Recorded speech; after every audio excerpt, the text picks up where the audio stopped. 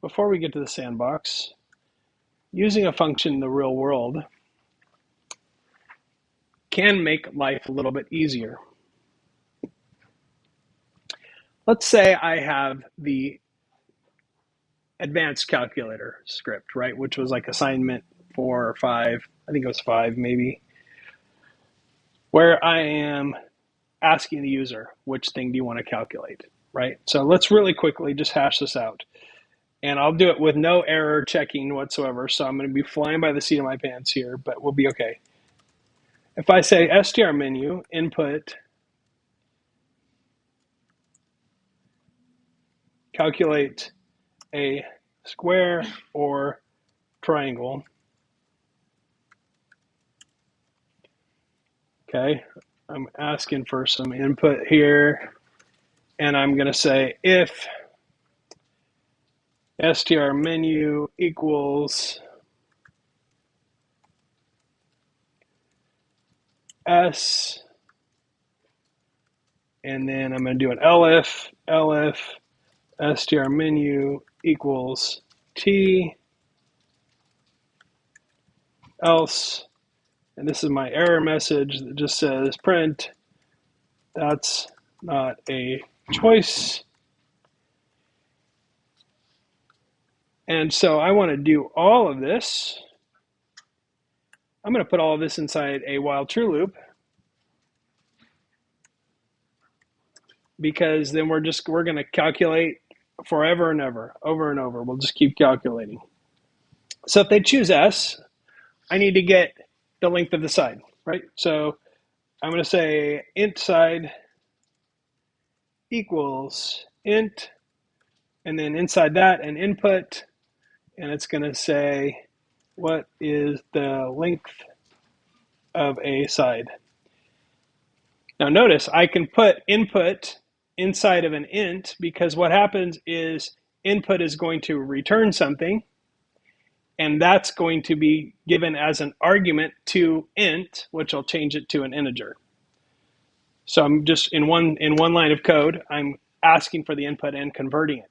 The downside is if they do something that's not a viable int, if they enter any letters or decimals or anything like that, it's going to error out. So this is risky behavior, but it's simple.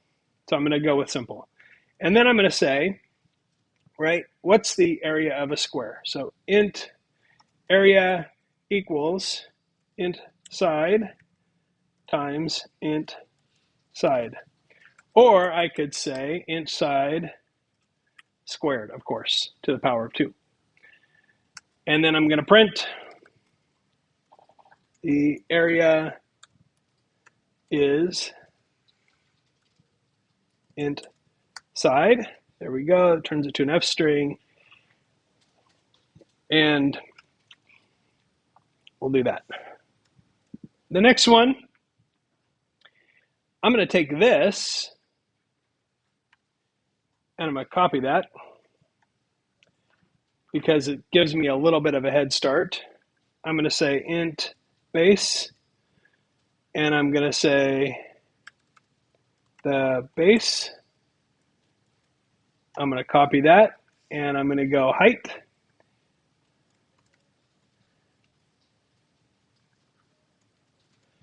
And I'm going to say 1/2 base times height. So that's the area. Is we've got int base times int height, and we're going to take that and divide by 2. And I'm going to floor divide by 2 here, so that it forces it to give me an integer, because I want the area to be an integer. And this should be int area. Sorry about that. Int area and int area. There we go. We want to display the answer. So that is this. Now, this isn't a super long program, right? It's not like overwhelming. I don't even have to scroll to see the whole thing. But it does what I want it to do. If I run this, it says square or a triangle, square, what is the length of a side? 10, area is 100. Calculate a square or triangle. Base is 40, height is 100, area is 2000. 1/2 base times height. Okay, So it works.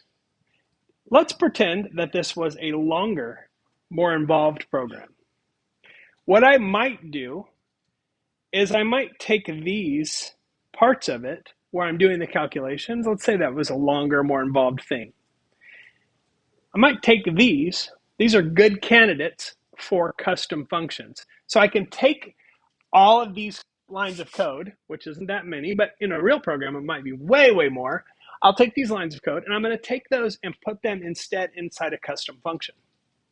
And it's going to be a function that's sort of self-contained, meaning it's not going to take any parameters. It's not going to give any arguments. It's just going to do what it's supposed to do when I tell it to. So I'm going to take this code, and up here, I'm going to say def calc square. And I'm going to take this code out of here, and I'm going to paste it here. And then inside this part, all I'm going to do is say calc square. So just do that thing. Same thing here. I'm going to create a new custom function, def calc triangle. And I'm going to take the triangle calculation code. I'm going to take it out of there, and I'm going to put it into that function. Now watch what I can do. If I hover my mouse just to the right of the numbers of each line, you can see that there's a little down arrow. And if I click that in PyCharm, I can do what's called collapsing the code. Notice up on top, it's now skipping from line 1 to line 5 to line 10. And you have these little arrows that point to the right. All that means is that there are lines that are hidden there. What's the benefit of hiding those lines? Is now I've got this magical black box effect where now look at my program. I don't have to worry about how calculate square or calculate triangle works.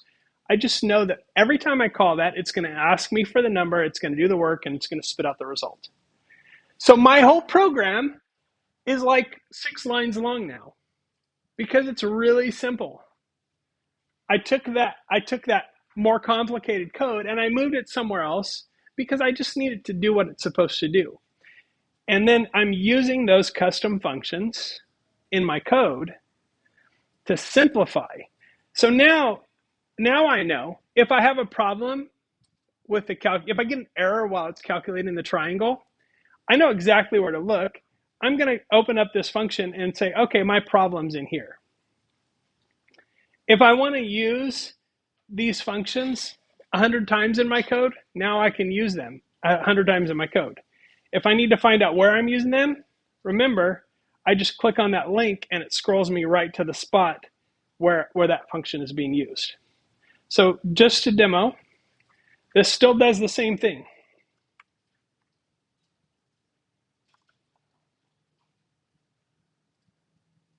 Wait a minute. Oh, I must have pressed space. See, there's the problem with not doing the strip function. What is the length of the base? 10, 30, 150. Okay. So this works exactly the same way as it did before.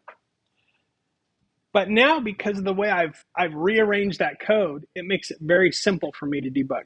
Now, this example overall is so simple that you're like, is there really a benefit to doing that? In this case, maybe, maybe not. We're kind of on the border. It's a gray area. But as we get into more complicated programs where we have, 100 lines of code or 200 lines of code, this kind of stuff is going to be a lifesaver in terms of debugging. So I want you to get used to using these things because they are hugely beneficial. And that leads me to